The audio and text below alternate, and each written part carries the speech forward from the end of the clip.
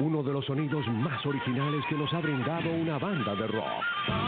Con la presencia de Ian Anderson, con toda su banda y esencia llega Jethro Tull, 5 de septiembre, Teresa Carreño. Garantiza tu entrada ya por waterbrother.com o en las taquillas del teatro. Jethro Tull, otro gran evento.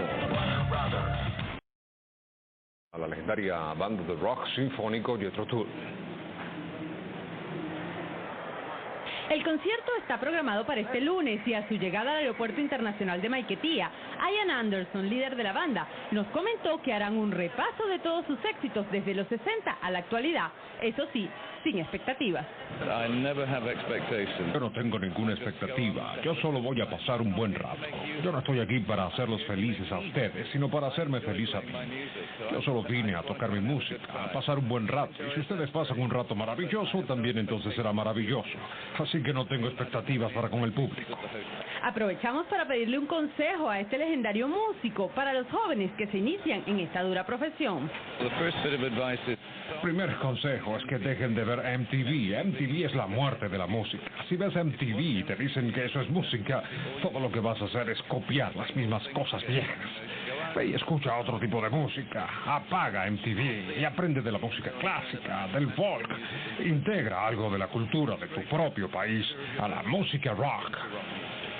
Las entradas para el concierto de este lunes están a la venta a través de la página www.waterbrothers.com y en las taquillas del teatro. Tocaremos los clásicos desde 1968 hasta el álbum más reciente de Jethro Tull, el cual fue el de Navidad del año pasado. Trataremos de dar una imagen amplia de lo que ha sido la banda a través de todos estos años. Será un poco de todo. Bueno, ya lo saben, rock de los 70 en el Teatro Teresa Carreño esta noche. Ian Anderson junto a su banda Jethro Tull. Y todavía ustedes están a tiempo de adquirir sus entradas. Pero nosotros desde aquí nos despedimos y volvemos contigo, Angie. Bien, muchísimas gracias, Yaneli. Bueno, ya lo saben, amigos actuales, no pueden perderse este gran evento esta misma noche en el Teatro Teresa. Jethro Tull estuvo en Venezuela y su líder nos cuenta de más de 35 años de historia musical. Una de las bandas de rock sinfónico y progresivo más importantes de los años 60 estuvo aquí en territorio venezolano. Y yo no me podía perder la oportunidad de conversar con su líder, Ian Anderson, y de que él me contara de sus propias palabras más de 37 años de historia musical, que por supuesto yo comparto con ustedes aquí en Faranduleando.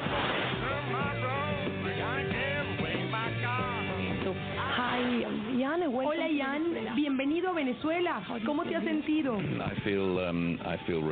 Me siento relajado, muy feliz. Tengo CNN en el cuarto de mi hotel. Puedo mirar a través de la ventana y ver un espectacular cielo azul. Me desperté en la mañana, que es una buena señal.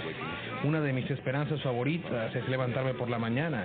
Y mira que llevo 58 años haciéndolo de forma exitosa, porque muchos músicos no se despertaron nunca jamás. Jimi Hendrix, por ejemplo. Y me siento increíblemente afortunado de ser un rockero vivo.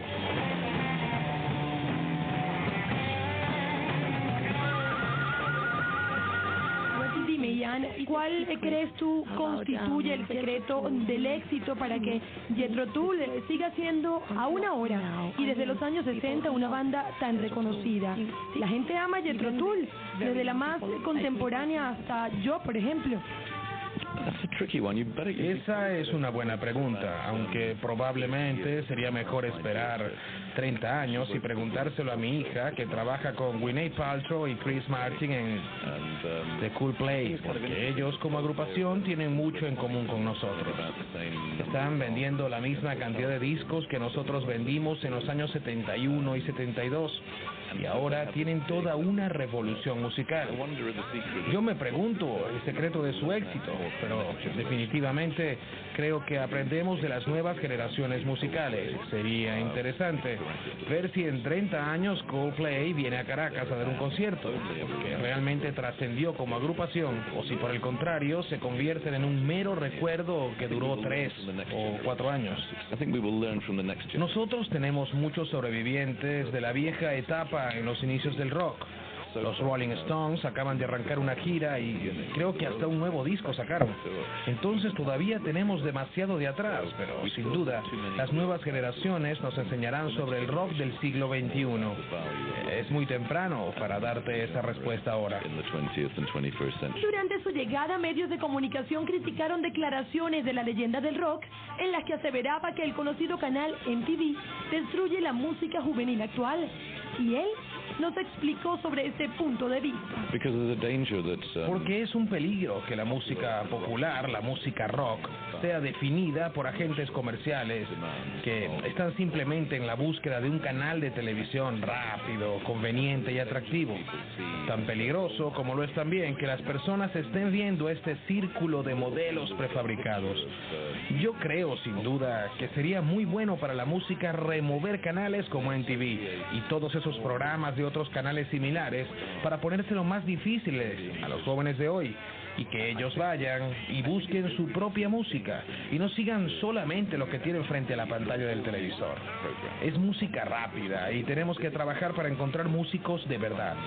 En los 60 nosotros no teníamos MTV ni de internet y fue una época de grandes agrupaciones musicales. Creo simplemente que incluso es la mejor manera de tener influencias más diversas. Ian Anderson, con quien nos hubiese encantado seguir conversando, se fue del país, convencido de que aquí, como en otros países latinoamericanos, tenemos mucho que dar en el campo musical y que eso, sin duda, es tarea de las nuevas generaciones. Vale, muy buenas tardes. Para hoy les tenemos las noticias más recientes del mundo del arte y el espectáculo y comenzamos con la banda inglesa Jethro Tull, por cierto, quien enardeció anoche a todo el público asistente al Teatro Teresa Carreño. Y aunque Héctor se lo perdió, bueno, con 2 horas de show, el quinteto y a veces sexteto Jethro Tull interpretaron Beside Myself, parte de su más reciente repertorio. Además, el vocalista Ian Anderson se mantuvo alegre y conectó su alma con los venezolanos. Definitivamente un concierto sin precedentes. En minutos te llevaremos una entrevista especial con el alma de la banda y parte del concierto para que lo disfrutes aquí en Lo Actual por Televen. Pero por cierto, queremos agradecer a la empresa productora que hizo posible este concierto, porque el trato a la prensa fue especial y gracias a ello les tenemos las mejores imágenes de esta exitosísima banda. Bueno amigos, y anoche fue el magnífico concierto de la legendaria banda Jethro Tull. El famoso quinteto deleitó durante 2 horas al animado público caraqueño que asistió al Teatro Teresa Carreño. Desde sus más reconocidos clásicos hasta las canciones más recientes fueron interpretadas por los músicos. El líder y vocalista de la banda, Ian Anderson, logró una gran empatía con la audiencia. Bueno, sin duda alguna, esta presentación fue espectacular. Estos chicos tiraron la casa por la ventana y nuestra Yanalí Pérez, quien además estaba de cumpleaños, estuvo conversando con Ian Anderson, el vocalista de la banda, antes del concierto. Vamos a ver qué le dijo a continuación. Bueno amigos actuales, y yo tuve la oportunidad de compartir junto a Ian Anderson minutos antes de lo que fuera su concierto en la Sala Ríos Reina del Teatro Teresa Carreño. Así que disfruten de esta entrevista.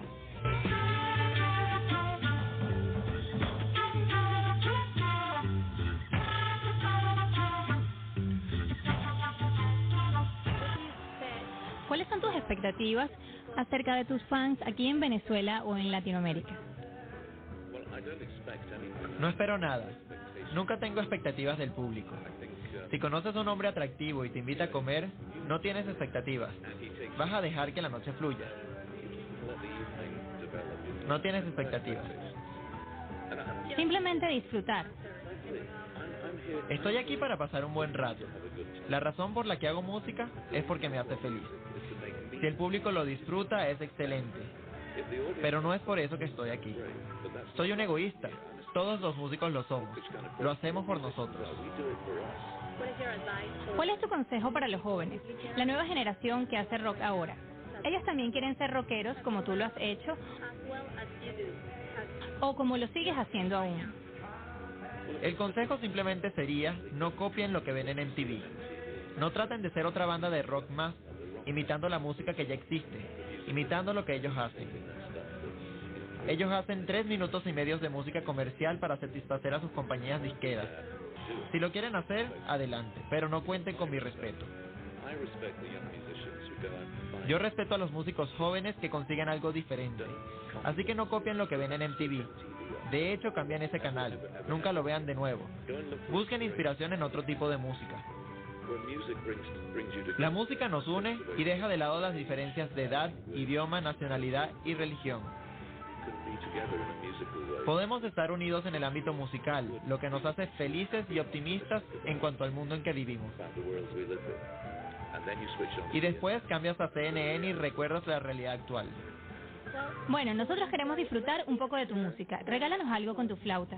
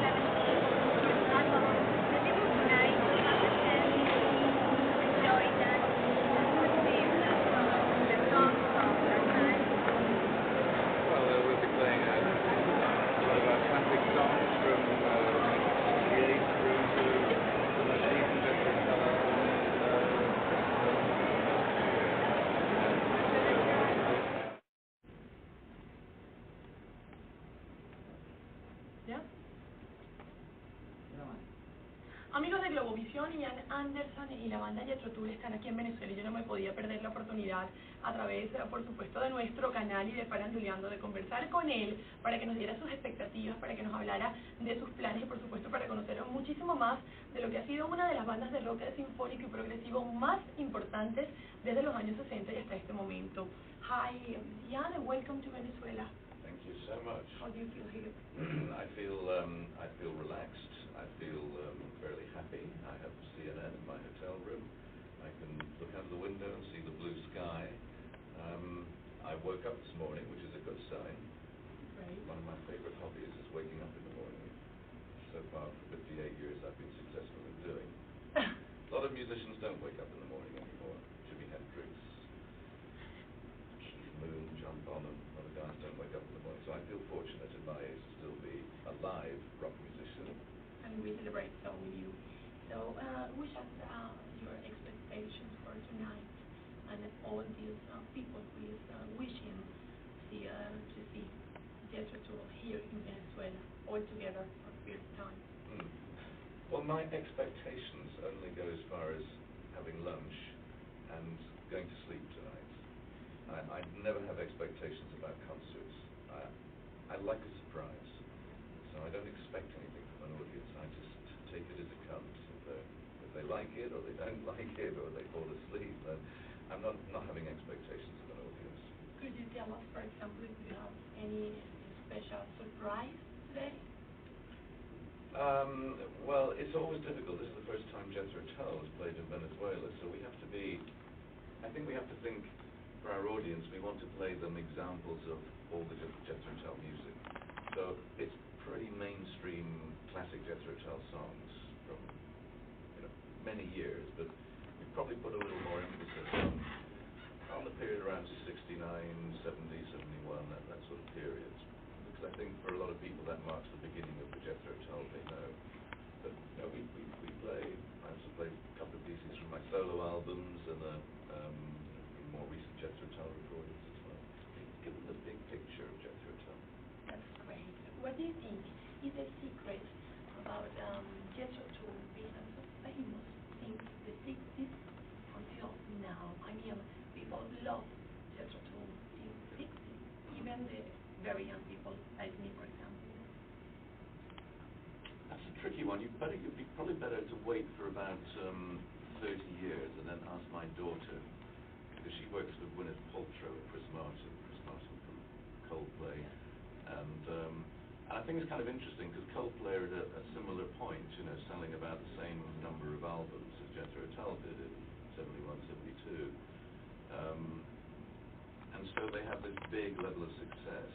And I wonder in the secret of what's successful. We will learn that more from the next generation of musicians. It will be interesting in 30 years' time to see if Coldplay are coming to Caracas to play a concert in a theatre somewhere, or whether they are a band only ever remembered for a period of 3 or 4 years in the early part of the millennium. I think we will learn from the next generation how successful the rock music genre can be. So far, we have too many survivors from the beginning. The Rolling Stones are back on tour, even have a new record out. So we still have too many of the old guys around. I think the next generation will teach us more about the value of rock music as a musical genre in the 20th and 21st centuries. It's a little too early to know yet. Where do you think is the rock music going? You yesterday said to journalists that, for example, MTV shouldn't be a film for the young people. Why? Because there's a danger that popular and rock music is defined by very commercial demands of what makes quick, convenient and attractive television.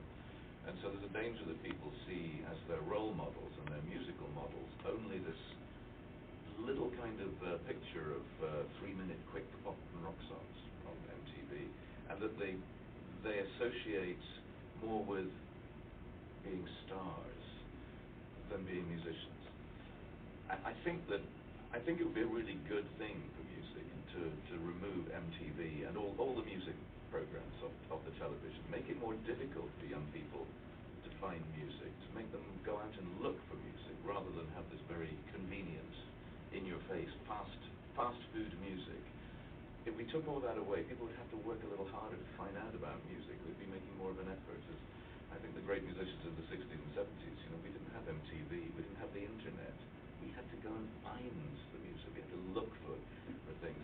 Therefore, our influences are much more diverse.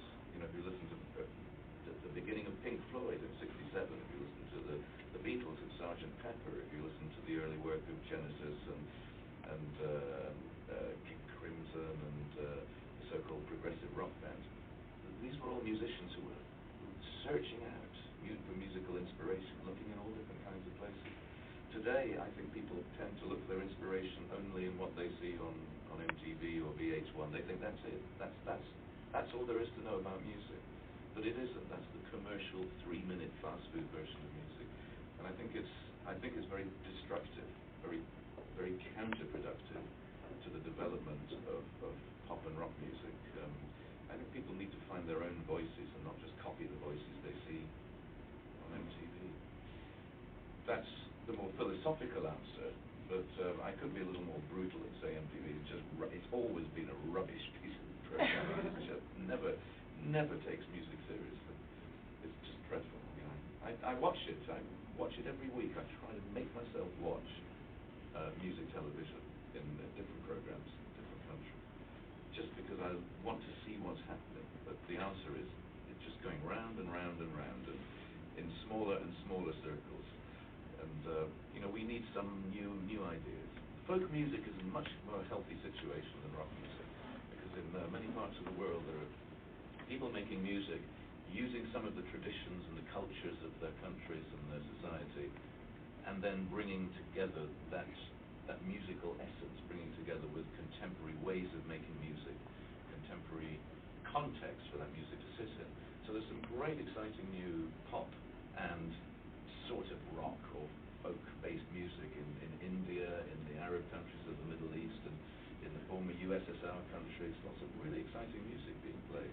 But music in the UK and music in the USA is, you know, just becoming so repetitive. What is the real rock music for Jethro Tull? Rock music, I think, is always essentially the voice of the young, and so it's a way of expression for people who are in their teens and early 20s to be talking about the difficulties and the traumas of growing up in society, of some of the anger and passion of youth, not from an intelligentsia point of view, not from such an aesthetic standpoint, but more just the passions of everyday life, growing up, puberty, and the years just after. You know, those are the passions of young people, and so the obvious question is, how come Mick Jagger, age 62 years of age, 62-year-old Mick Jagger, how can he be doing rock music when he's a grandfather several times over? And the answer is a little bit of Peter Pan in all of us. You know, we are all these little boys who don't want to grow up, and Mick Jagger is a little boy who wants to be a little boy forever and shag as many women as he possibly can before he dies. Many fans of Jethro Tull told me to ask you why it's called Jethro Tull. Something about a farmer, something like that. Well, it's an embarrassing name. If I could change one thing about my life, it would be the name of the band that I play with. Why? But it was a name given to us by our agent, and our agent was a history student at university and knew about this historical character, Jethro Tull, who was an inventor. He invented the seed drill, making holes in the ground to put seeds in an automatic machine. And it was a kind of funky name, I suppose, and I thought, yeah, that'll do. That's okay name. I didn't realize this was a dead person from the history books, you see, because I didn't really do history at school. And so I was a little embarrassed, but it was too late to change because we became quickly a little bit successful. And we didn't want to change our name and have to start again, so we had to keep this name Jethro Tull, but it's like being called Robin Hood or Genghis Khan or Bonaparte or Adolf Hitler or something. You know, being named after a real person in the history books is not a very good idea. So, What have, for example, Jethro Tull plan for the future? What would you like in the personal to be your band in the close future? There's still some countries that I like to play in, and on this tour we played in cities in Mexico we've never been to before. We played in Ecuador and played in Caracas and played in somewhere else that escapes my memory for the moment that we've never played before. So I enjoy visiting new places, meeting new people, and hearing a different sound of traffic from my hotel window. A lot of the time, you see, I visit countries and I don't go out of the hotel. It's a little scary out there in the real world, you know, down on the street. Too scary for me. So I sit in my hotel room with my computer and the internet, and I log on to websites that will teach me about the country and the city and the people and the language, and I I'll look out of my hotel window. It's like watching TV while I'm learning this information from the internet. And I could do that at home very easily. Just sit at home and do the same thing, but it's not the same. You're brilliant. Not the same. Yeah, when you're learning about a country and you're just seeing it from, you know, seeing it out of the window, or from the stage in a concert hall, or from meeting people in the media, just talking to people. I sometimes let you guys do the talking and explain to me when we're off camera. Tell me something about your country. Tell me something about your politics. What do you think of your president? What do you think of the other presidents in the world? And I like to hear what people think. But we can't do that on camera now. Otherwise, we'll all spend the night in jail. I know. Why beyond the flute is so important for Jethro Tull? I think because it was a different instrument at a time when everybody was a guitar player, including me. I was a bad guitar player. And then when I was about 18 years old, I heard Eric Clapton on his first album with John Mayall's Blues Breakers. I guess that was 56. I was 19. And I decided at that point that it was a good idea to find something else to play, because Eric Clapton was just so far ahead of everybody else. And I looked around for another instrument. I traded in my probably very early 60s Fender Stratocaster guitar, probably worth $15,000 to $20,000 today, vintage Fender. I traded it in for a $30 flute. Really? But it was a good investment. And I didn't know what to do with the flute. It just looked nice. You know, it looked like a Swiss watch. It was sort of something nicely engineered, nicely made. It just looked interesting. And it was small. I could carry this thing around with me and not be, you know, you can get on a bus, you can get on the train, it's just a simple, small instrument. I like that idea. And I didn't play it for about 6 months. I then started to make the first noises on a flute in December of 1967. And Jethro Tull became Jethro Tull in February of 1968. So after 3 months after I picked up the flute for the first time, I was playing it on stage in the Marquee Club in London, and Jethro Tull was suddenly the band that was different to the other bands, because the flute was the lead instrument. And there are other people who play the flute. Even Peter Gabriel in early Genesis is seen playing a little bit of flute. There've been 1 or 2 other flute players, Moody Blues, 1 or 2 other flute players, but none of them really made the flute the big deal, you know, the main instrument. I'm the only person after 37 years, or whatever it is, I'm the only international flute player in the world of rock music. And the only one that people would really know. Just like if you ask about classical music, the only flute player that most people know is James Galway. And so that James Galway, Ian Anderson, if you live in India, amongst the millions of people living in India, they would only know one flute player. They would know Harry Prasad, Chiresi, and the famous Indian classical flute player. Well, they might know me as well, actually, because I play in India sometimes. In fact, I played with Harry Prasad, Chiresi. We did some concerts together in Bombay. And just a few weeks ago, I was on a train going through Switzerland, where James Galway lives, and I phoned him at home, and I got on the train going past his house where he lives. And he was pleased to hear from me and said, "Oh, we must get together and do a concert tour in America together." I thought, well, that's nice to be asked to play with the world's greatest flute player. So yes, there's not many of us who, in our different musical styles, are internationally successful. So I'm still probably the only real flute player in rock music that is well known, and I don't know why. It's not that difficult to play. And you can make a ton of money, sell millions and millions and millions of albums. So why is everybody not learning to play the flute? You tell me. Are you happy to be here in Venezuela? Well, you asked me that at the beginning. Yes, I'm happy to be here just because I'm always happy to visit somewhere, even if it's just for 24 hours. It's to me always exciting to be on the move, because when I go back to England, I sleep in the same bed with the same woman for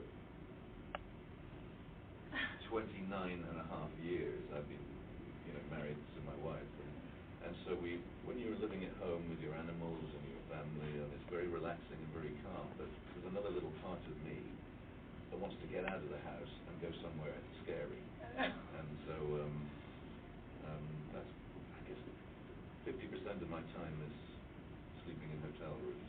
Also sometimes with my wife, because she very often travels with me, and so you know, when I'm in hotels quite often. I like touring when my wife comes along. My son is the production manager for Jethro Tull, and he plays drums when I do solo concerts. So we're sort of as a family, you know, we work together quite a lot. Yeah, and I hope you have a wonderful experience tonight. We will be there watching you, so I really hope you enjoy your stay here in Venezuela. And most importantly, all my laundry is done. I have all clean clothes for tonight. Oh, really? Yeah. And this is not the easy option of sending it to the hotel laundry, because on Sunday there is no hotel laundry. This is all done the old-fashioned way, by hand, in the basement. Laundry time, it's great. What a recreational pleasure it is to spend a nice half hour just getting all your clothes nice and clean, getting wrinkly hands like a little old lady. Thank you very much. Okie doke. For talking with us. Yeah. I would like it. You would like me to do your laundry too? Yes, if Yes. you can. Well, it wouldn't take very long. There's not much to do. With you. I would like, if it's not a problem for you, you to say hello to everyone here in Venezuela who loves Jethro Tull and who probably will be there tonight. So, the camera, please. Yeah. Hello, I'm Ian Anderson from Jethro Tull, and we're playing here tonight in Caracas, Venezuela. Look forward to seeing all you Jethro Tull fans at the concert. Both of you. Do we have many fans here? I don't know. Yeah. Oh, so maybe more than 2. 2,000 maybe, I don't know, whatever. So yeah, come along to the show. It'll be interesting. Confusing. And sometimes a little too noisy. For old folks like us, you know, we like a little quieter, but we have to play rock music some of the time. Bang, crash, bang. Thank you very much. Good. An honor. Oh, well, thank you very much. Very good. Thank you. Phone conversation about the show in 4 years ago in New Jersey, Red Bank. All right. My ex-wife was a dancer, was a carrier. Oh, really? Well, it would be a different girl every night. We picked from the audience, so it wasn't, I'm afraid I don't remember them all. I couldn't really see them anyway, because the spotlights are in my eyes. And some girl comes on the stage and, you know, I'm kind of aware of it, but I don't really see them, you know, because I'm blind from spotlights. Not so easy. But I'm sure she was a very fine dancer and a very fine ex-wife. She was a fine dancer, really. The people at the end, the dancer. Well, did she have long dark hair? Yeah. Because they usually try to pick someone who looks a little bit more Eastern in appearance. Yeah, you know, she has a dark-haired girl. Moroccan look or something like that. Are you recording this or writing it or just trying to remember it? Yeah, I wrote a note for the newspaper. Okay. I don't have photos or pictures. Okay. Good. Unfortunately. Right. Not big. Do you remember the last time in Caracas with your friend David Palmer? Mr. David Palmer, as he was then. Mr. D. Palmer now, no? I'm not sure. Well, no? Yes, it's David is now called D and has had I don't know, I'm guessing, but probably his manhood is in a glass bottle on the mantelpiece somewhere where he can look at it and remember these things from the past. But maybe he kept it in case he changes his mind and can have it reattached again. Perhaps that's a possibility. So yeah, very, very confusing. But it was at that time, in fact, my wife came to Caracas and she said to me at the airport when we saw David walking to pick up his luggage, she said, "There's something wrong with David. He's walking kind of funny. He looks a little." And I said, "Oh no, he's just a bit theatrical. Don't worry about it." But she noticed then that something changing, and then of course 2 years later he began the physical process of changing into an old woman. that's the bit I have the problem with.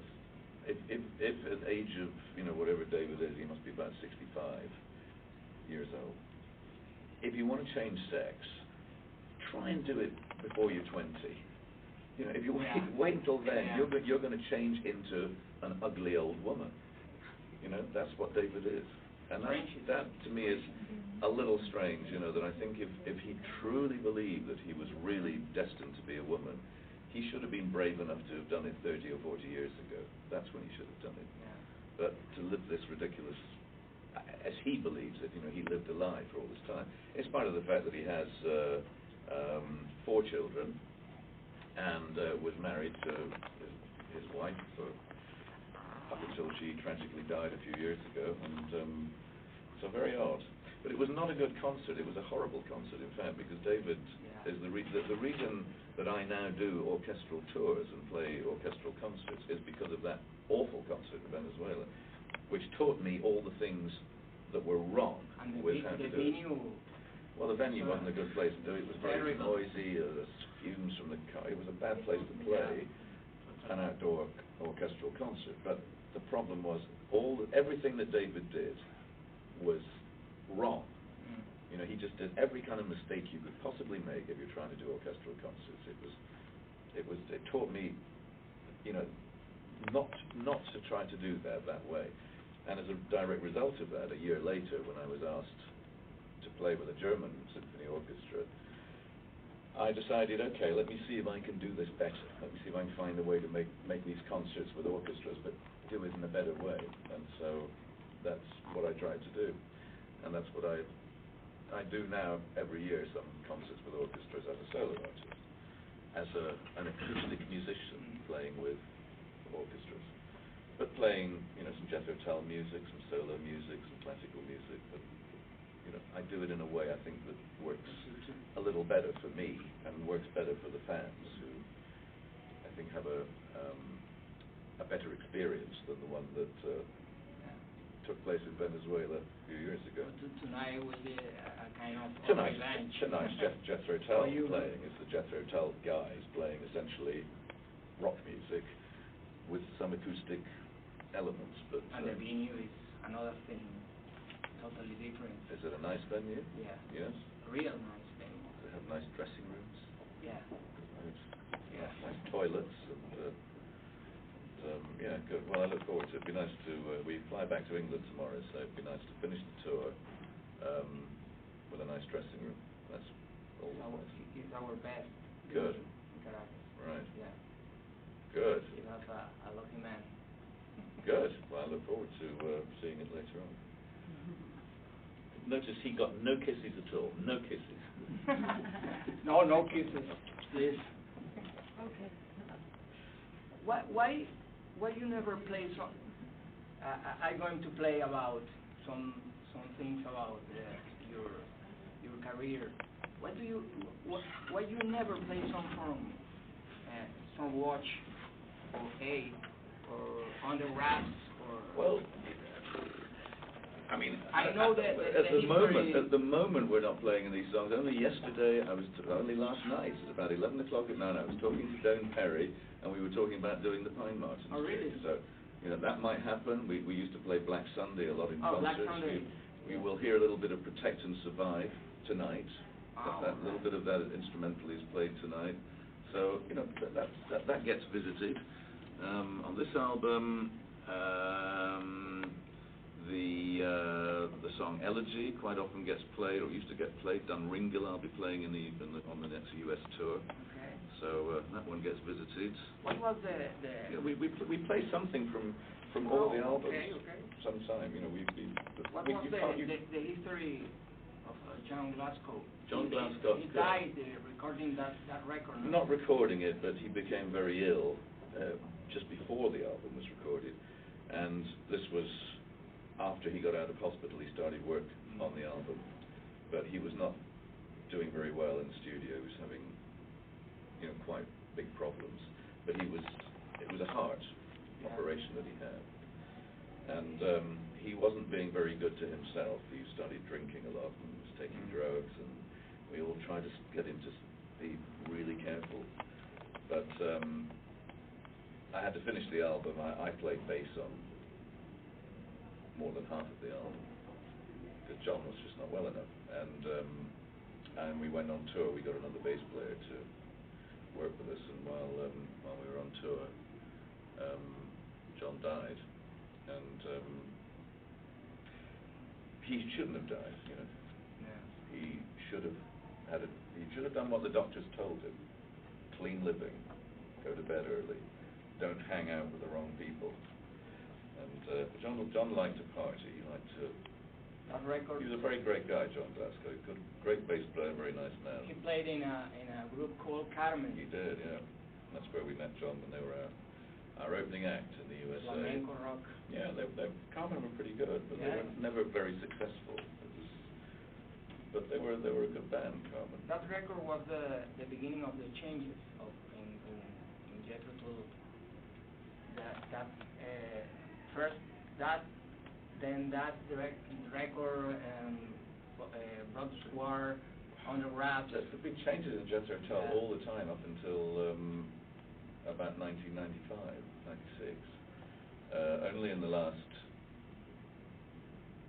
8 or 9 years, that's the longest time for Jethro Tull to be no changes in the people.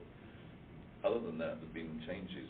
22 different people in Jethro Tull between 1968 and 1996.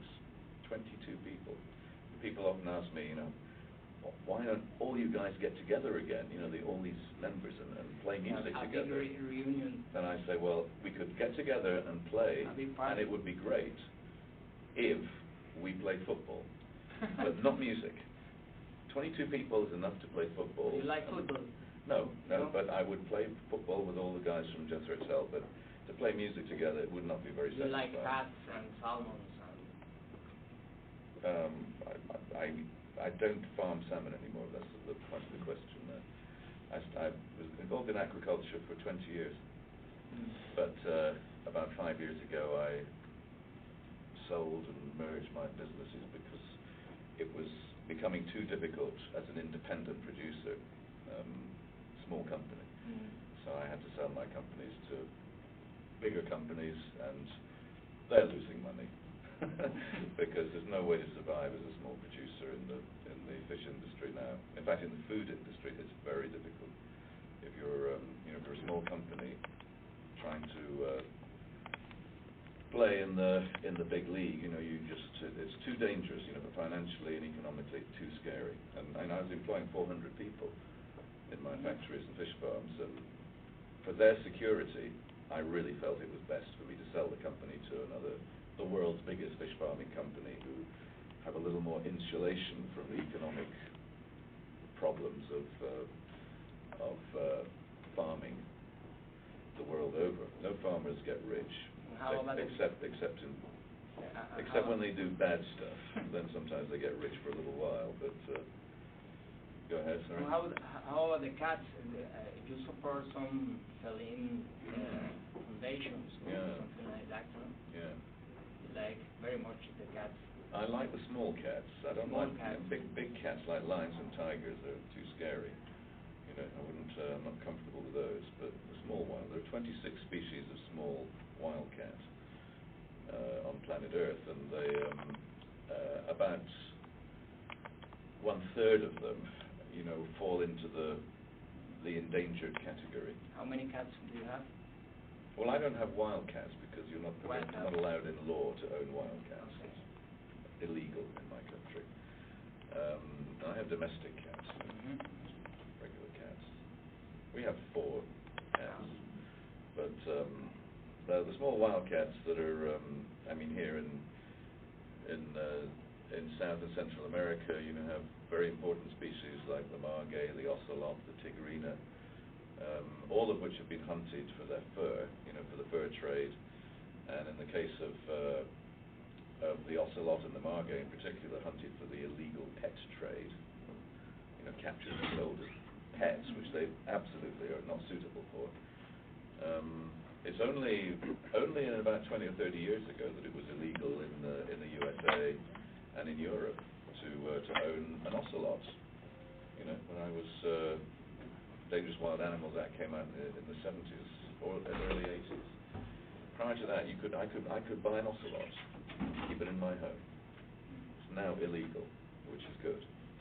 Lots of people had wildcats and wild animals of all sorts and had them as pets, but that's just not good for the animal and not good for people either, because they're pretty dangerous. Even little guys can give you a very nasty bite. So, of course, the illegal pet trade still flourishes in South and Central America, and a lot of my little bit of work I do for cats is also to do with a South American cat called the Andean mountain cat, or Felis jacobita, to give it its Latin name. And the Andean mountain cat lives usually around the 3,000–4,000 meter elevation in the high Andes, and is found all the way through South America, but is very, very rare now.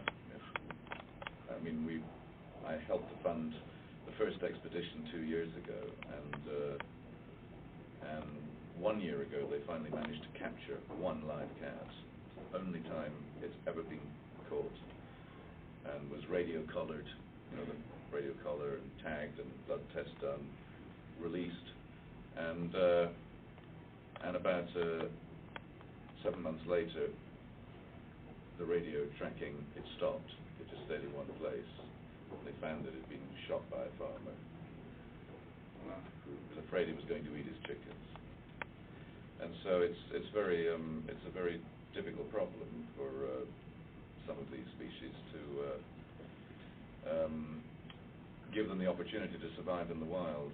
And my new initiative is to work with some research scientists on cloning of wildcat species. Cloning people is bad. Cloning Michael Jackson would be very bad. Okay.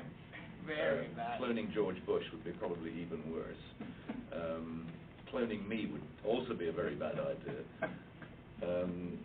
But cloning endangered species is the necessary thing to do in order to give a possibility for there to be a breeding population in more than one part of the world, but in captive breeding for those really endangered species. The main focus is to preserve them in the wild in their natural habitat, but that's very difficult when you have the farmers who shoot them on site, you have destruction of their habitat by people cutting down the trees or trying to turn wilderness land into farmland. So we have to have the lifeboat, the Noah's Ark of animal preservation at the same time, and that's where the science of cloning is something that we have to accept has some good aspects to the science, as well as potentially ones that most of us feel very fearful of, very frightened of the idea of cloning human beings, which I think most of us feel is something immoral and something very unnatural. But to clone our endangered species of animals is something that I think we have to do. And the science and technology is just, in the last few months, just at that point where this is feasible and viable. Unfortunately, the leading scientist doing this work is at the Audubon Zoo in New Orleans, and in the last week, I can't get a response. I don't know what happened to the zoo. I don't know whether any of the animals are alive, whether the zoo is still there. I can't get any answers. So I hope that those research facilities still exist and that they can carry on with their work. I hope to. Yeah.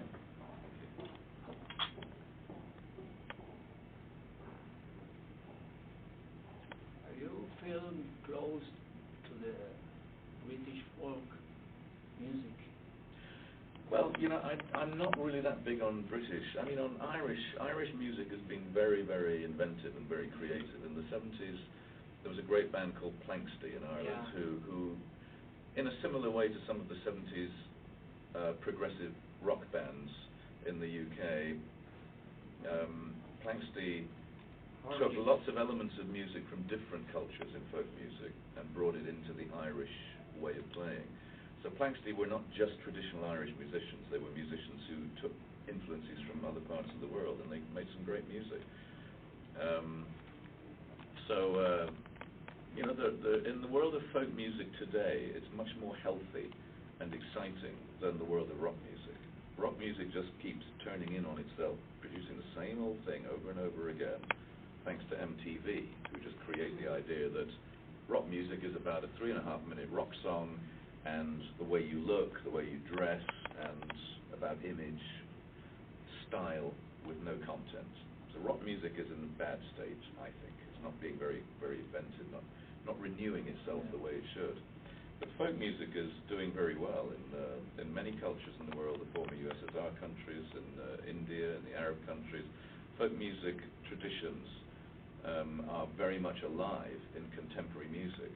If people take some of the essential elements of their historical culture, their folk culture, and successfully bring it into the world of contemporary music. That happens in India, it happens in Israel, it happens in Lebanon, it happens in Finland, it happens in Bulgaria and Romania and in Russia. You know, you hear some great bands, young musicians playing very good and exciting music, but it comes from their heart and soul, comes from a place that gives it authenticity, it gives it credibility. And do you have plans for any? And they're all ugly. All these people are ugly musicians. They don't look good. They're not MTV bands. These are all ugly guys with beards and ugly girls who sing. You know, sort of beautiful voices, but ugly to look at. One of the greatest musicians that I've heard in the last few years is a girl called Evelina Petrova. She's a Russian girl from St. Petersburg, and she looks like a very large horse. I mean, she is just huge. She's like, 2.5 meters tall, like just muscles and huge woman with a face that looks like, she could win the Grand National. I mean, she's ugly, but she's a beautiful ugly person. She has, by every definition, this is a woman you would run away from, but she's actually a really beautiful person. And to look at her, after 5 minutes, you even begin to think she looks beautiful, because the music she makes and the way she makes it, she's just such a huge, vibrant human being.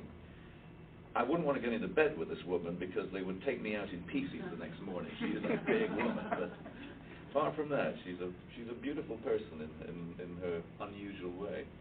And I like to see that. I like to see someone who just looks like they have no chance to be successful, and then you hear them play and you realize that she looks like a very big man. I mean, big features, but she's a very, very feminine person, and you know that within 2 minutes of meeting her. She's just very, very much a woman, and beautiful music, plays the accordion and sings in a very strange way. She sings, I was going to say she sounds when she sings like she's being raped, but on second thoughts, she sounds maybe like she's raping somebody else. She's like a crazy woman, crazy noises she makes, and fantastic accordion player, and studied for many years with a famous classical teacher, and she's an amazing player. And she's not the only one. There are lots of people like that in the world, and sadly, no one will ever get to hear of them outside of a small group of people who follow that music. So I wanted to take Evelina Petrova with me to America on this next tour to be a special guest, but the problem getting visas, getting visas in Russia, from Russia to America, is very, very hard and very expensive. Do you have plans for any collaboration with a folk rock band, like a Fairport Convention? Well, I often play with those kind of bands. I quite often play on their records and play on some people's rock records as well. But what I do with my life is partly Jethro Tull, partly doing solo projects, some of which involve playing with other artists, playing on their records, or sometimes playing in concert with them. Uriah Heep was a few years ago I played safe with Uriah Heep. Uriah Heep were one of those bands that became nearly successful, but just didn't quite make it. They were David Byron. but they were never they didn't quite get there, and so they still have a following today, and they work very hard and play lots of places, but mostly they just play small clubs and in places where other bands don't go. You know, they've been to Russia lots of times, played across Siberia, because no one else goes. So Uriah Heep and a Scottish band from Dunfermline, whose name I can never remember. Scottish band? Yeah, Scottish band. The 70s? Yeah, kind of a forgotten band that... the Live Band? No, it's an English band. But no, this, whoever they are, the Scottish band, I can't remember the name. Battlefield Band? No. Kind of a heavy metal, hard rock. Okay, hard rock. Anyway, whoever they are, and Uriah Heep, these guys just play... Judas Priest? No, but they also crop up in some of those places, but those bands, because they're prepared to go and sit on a bus for 24 hours or 23 hours and play a concert, and then they'll do things that the rest of us won't do, just because they don't have any success in the Western countries or in the USA, and the only place they can play is to go to Siberia or Eastern Europe or maybe even South America. Some people come to play, and they're not successful anywhere else. This is the only place they can play, and it's quite amusing because we hear their stories, how crazy and difficult it is to do tours in Siberia, for example. Yeah. I would love to go there, but I'm just not going to travel on a Russian-made aeroplane, and I'm not going to travel on a bus, not sleeping in a bed. So unfortunately, I can't do Siberia because they don't have Western aircraft yet on those routes. So until they do, I'm afraid I can't go and play there. And much as I would love to do it, I would really, really like to go. I've only played in St. Petersburg and Moscow, and we keep talking about doing more dates in Russia, but every time I look at the airline schedules, it's 40-year-old Ilyushins and Antonovs and whatever else. I mean, airplanes I am just not going to get on. Airplanes where you have to stand up and hold on to something to fly. They don't even have seats, some of them. Uriah Heep stories are worth hearing.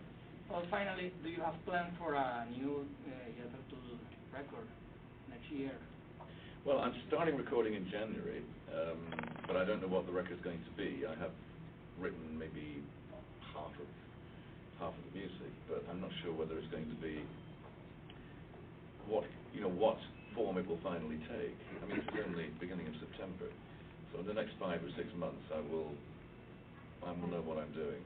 But you see, because I do work with orchestras, and next year I'm doing more solo and orchestral work next year, so it may be that I decide that I'm going to make a record which is a solo album with some orchestral stuff.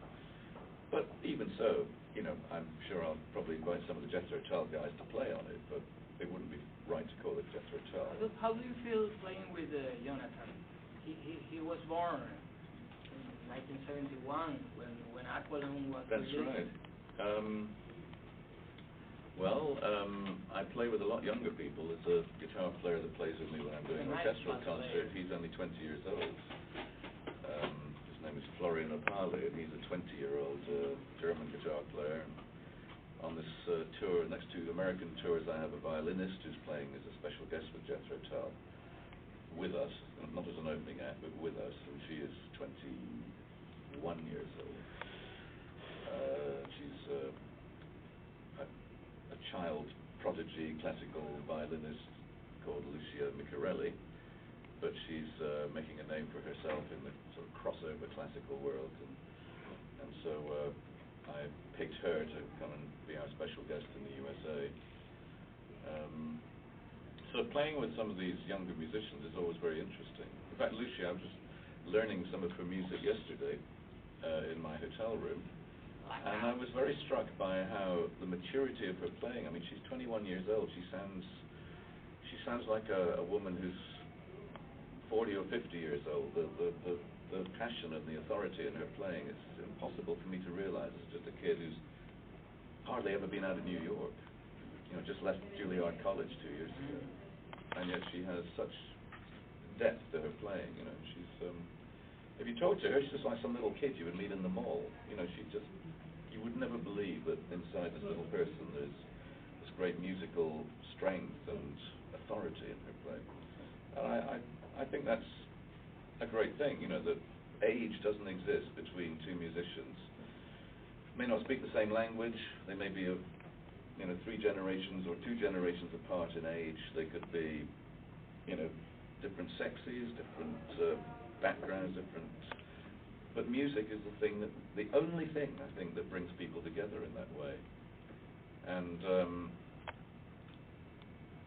you see, I can get caught having musical sex with Lucia Micarelli every night on stage for the next 2 months, having musical sex. And my wife will be standing at the center of the stage watching me playing with Lucia and probably feeling a little twitchy, but it's just a musical adventure. And that's what I like about music. You can have relationships with people through the music and not have to go to jail or get divorced. William. Yes, nice to talk to you. Get out of the way, let the next one.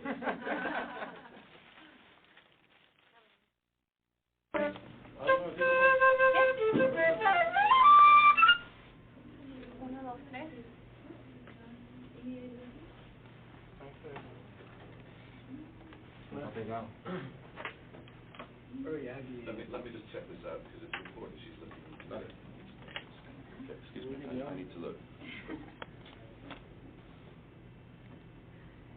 It's okay. Check this out. No, that's terrible. Terrible. Janely. Janely. Yes. Janely. 1, 2, 3. Is that 2 words? Jana, Jana, Jana, or Janely? No, it's 1 word. 1 word, Janely. Yes, it's like 2 names together. Yeah. But Jana, J-A-N-A. Jhanaly. Okay. I know a girl called Janaína, and who's from Brazil. She was Miss Brazil, not the beauty person, but lives in Germany. How do I know her? Because she was making a...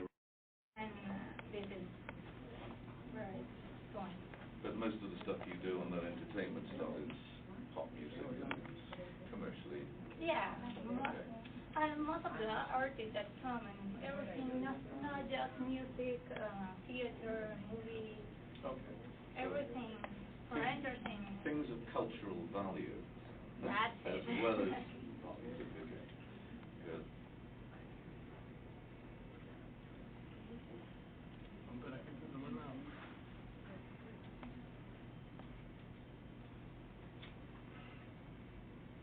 We're both sitting with our legs crossed, which is, I think, a strange body language, isn't it? That it's, you know, some things. No, that's not what I mean. No, but it's funny. I thought we were both doing that protective, not too... I think that it's more comfortable for the camera. Yeah. It's just that. But I don't usually do this. Really? Yeah, I don't like sitting my legs crossed. Well, be comfortable. Yeah. You can be whatever you want. Say like more comfortable for the interview. No, whatever's good. I mean, whatever looks best. But we'll carry on for this. Then I'll get uncomfortable. I'll lie on the floor and talk to you from over there or something. I'm ready. Oh, I'm ready. Ah, you're ready? Yeah, Okay. okay. Ah, okay. And if you have to do any of your, if you want to retake your bits, don't be embarrassed. Oh, Get it right. You know, it's the worst thing is somebody fluffs the line and then thinks, oh, I'm too embarrassed to do it again. But that, Thank you. looking in the camera, I could never get it right. It's easy for me just to answer questions, but if you have to do the little intro speech and you get it wrong, just do it again. I won't laugh. Thanks. Well, my camera. And now you get it, it'll be perfect anyway. Now that I've said that, it'll be perfect. You want to finish your coffee or you want to do No, the interview yourself? I'll just sip the coffee as we go, thanks. Él va a hacerlo con café y va a estar.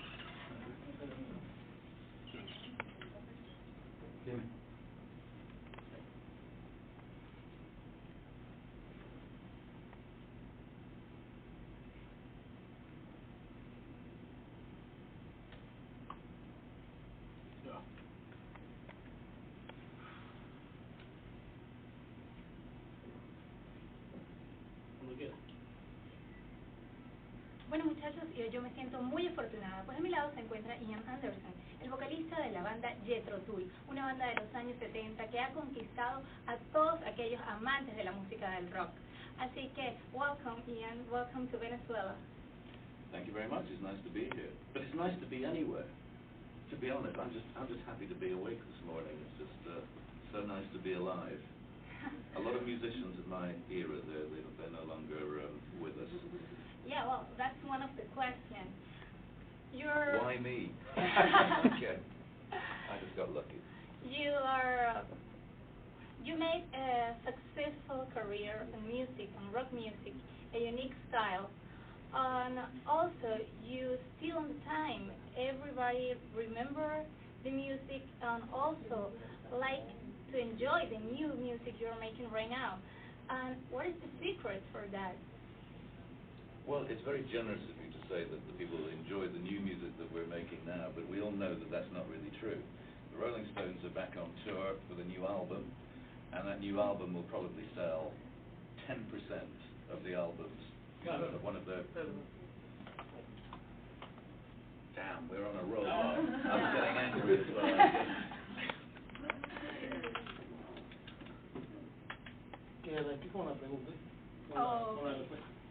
Okay, you can start just with the...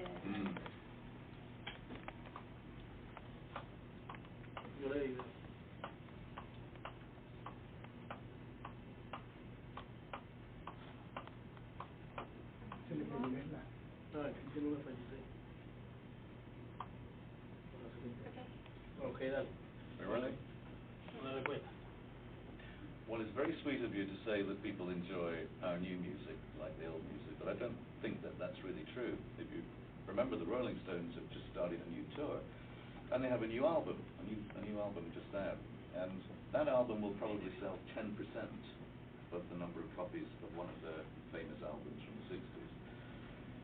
And they will be very popular in concert. People will go to see the Rolling Stones, young people and old people. But part of the reason is because the Rolling Stones are a legend, and they won't last forever.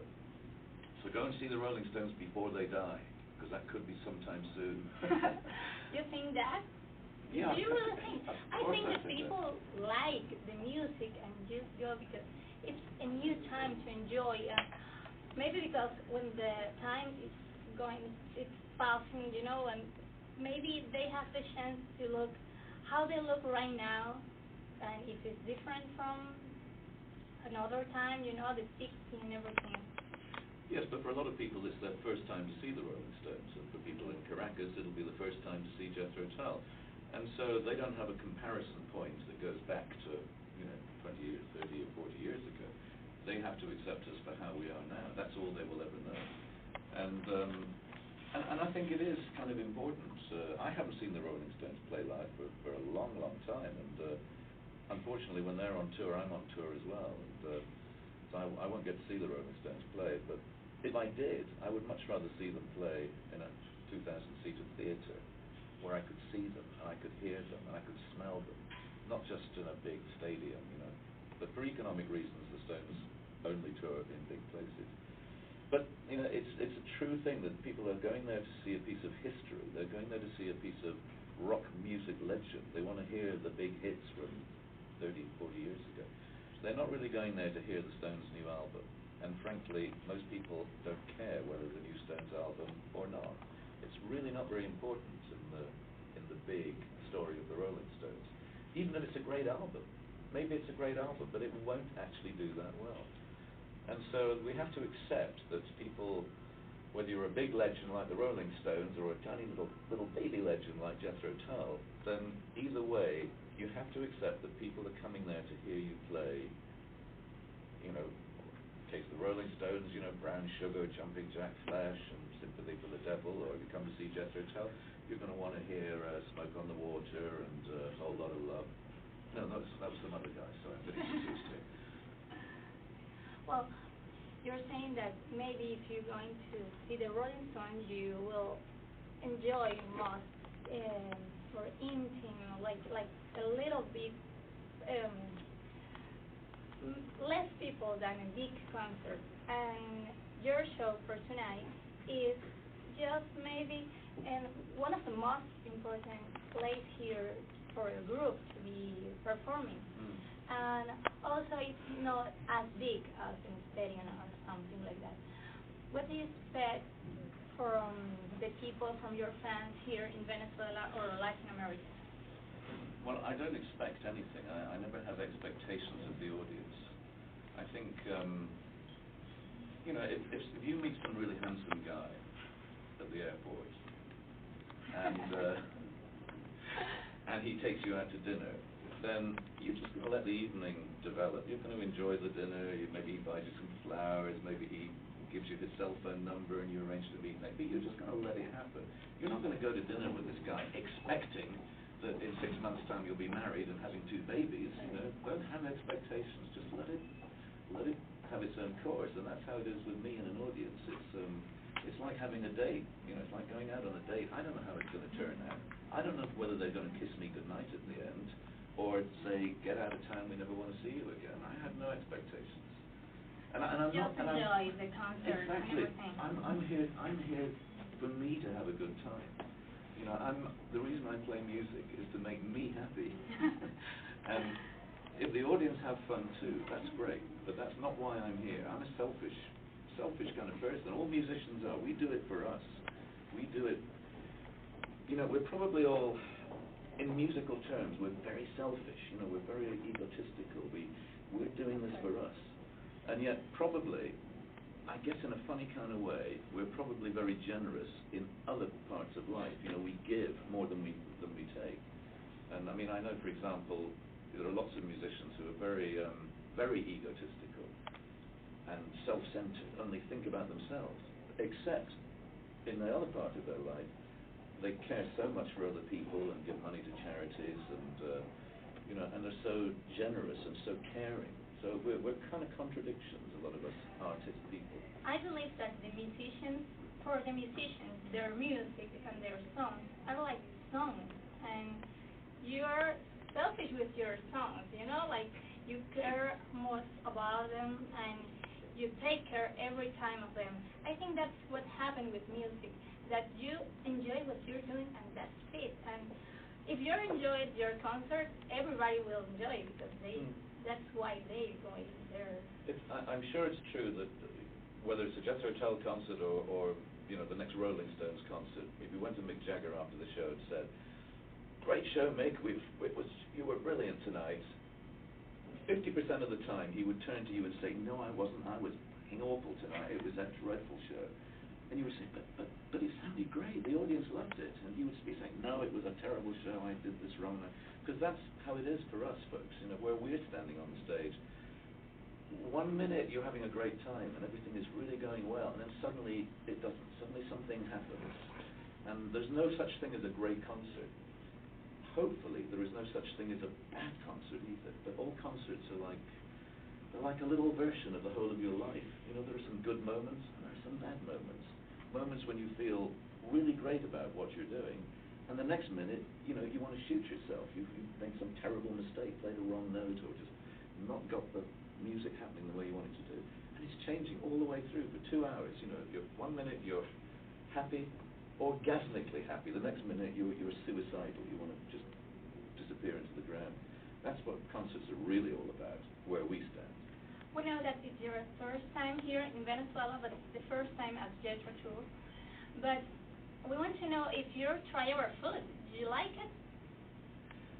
So far, I think the only thing that I could say, it's said on the menu, traditional Venezuelan soup, kind of big stew soup, which I'm a kind of soup fiend. I really like soups from all over the world. But my favorite soup of any kind of soup is dal soup, made from lentils in India. You know, okay. I'm not a vegetarian, but most of the time I mostly eat vegetables. I don't try to eat too many things that you know, had a face on them. You know, just mostly vegetarian. And dal soup is wonderful. But yesterday I had a soup here, which was a big soup with vegetables, and it also had some chicken in it. And I felt guilty about eating the chicken, but it tasted good. That's good. Well, the last question is, what is your advice for the new people, the new generation that is making rock right now, that they want to rock, and they want to rock as well as you do, as you're doing right now? Well, the first bit of advice has to be simply don't copy what you see on MTV. Don't try to be just another rock band, imitating the music that's out there, imitating that stuff that's 3.5-minute commercial music to make the record company happy. If you want to do that, do it, but don't expect to get my respect. I respect the young musicians who go out and find something different. I don't want them to sound like me or to sound like, I mean, there's some good new rock bands. Evanescence, the American band, come to mind. Good band. But if you watch them on MTV, don't go out and say, we want to be like that and copy them. There's no point. They're already very good at doing what they do. There's no point in going out and copying Coldplay. They've already got that little, they sound that way, they do that thing. Don't try to copy them. Go and try and do something that's your own. Make a piece of musical effort, that creativity, make it your own personal statement. So don't copy what you see on MTV. In fact, switch MTV off. Don't ever watch it, ever again. Go and look for inspiration from other kinds of music, from your own cultural heritage of your own nation's music. There's some great ideas, great things that you can bring into the contemporary world.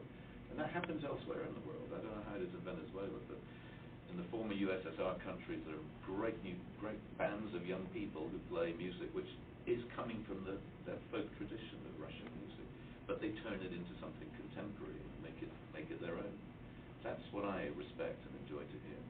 But definitely, do you have some influence on the people that in the new generation? Come to my mind the group from Germany, Apocalyptic. Oh right, yeah. You know, they play Apocalyptica. Four cellos. Yeah. Drummer, yeah. They made symphonic rock too. And you think that it's because they have some influence from you, from your music, or because sometimes it's good having a good influence, like a rock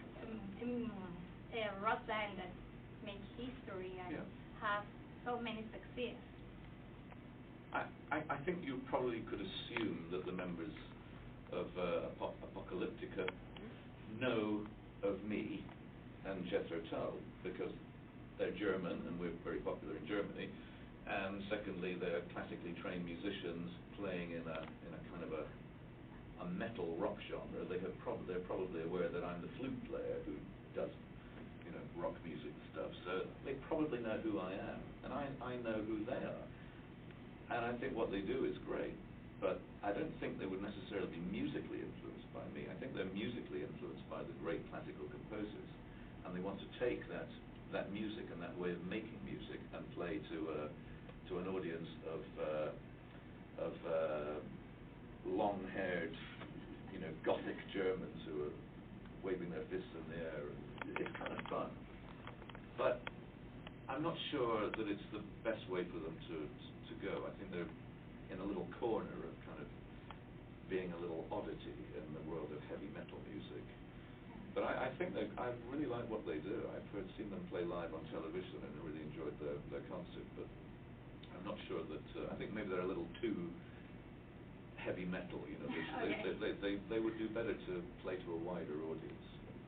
So I have a girlie playing with Jethro Tull in the next 2 months in America. She's a 21-year-old classically trained Juilliard College violinist. She's very, very good, very, very mature for her age. Musically speaking, very mature for her age. She's about an 8-year-old in real life. I mean, she's a kid from the mall. She's just like, but when she picks up the violin, she's a very, very mature, very, very good sounding person. And that's nice because I can play with this girl both in classical context and rock and crossover music. That we can do something which is musically sharing. And she's much younger than my daughter, but that doesn't stop us having a musical relationship on stage, which is something I think almost as close as two people can get. You just share for that.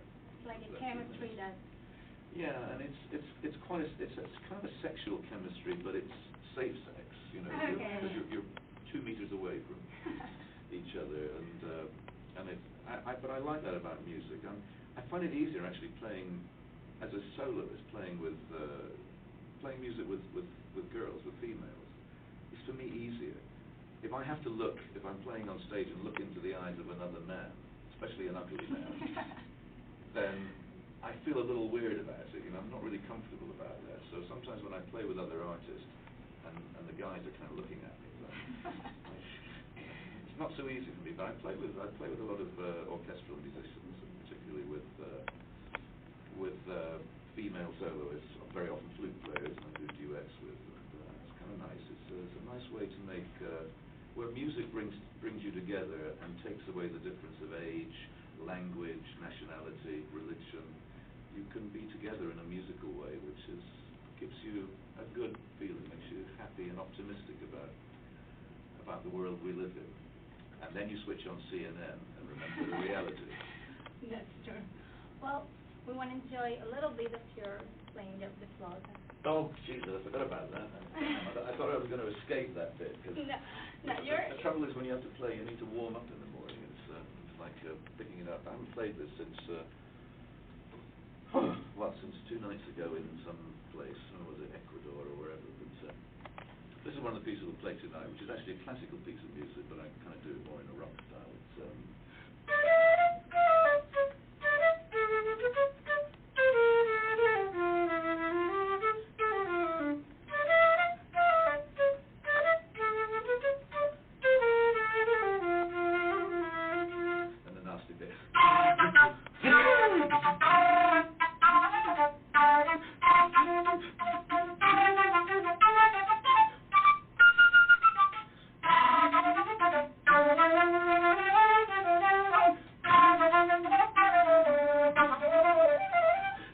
etc., which is what I get paid for. Oh, but not now. Okay, yeah. Not now, later. Oh, okay. Well, thank you very much. It was a pleasure, and it's very nice having you here in our program. Okay, and then this is the bit where I play out over the credits, and you kind of look like you're enjoying it.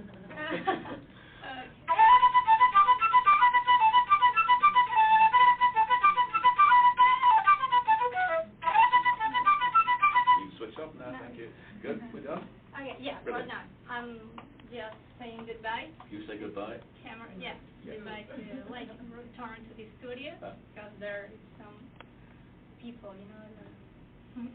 Okay, go ahead. Okay, vamos con mi despedida.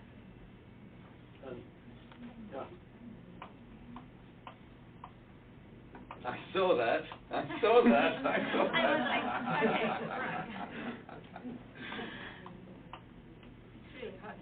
No.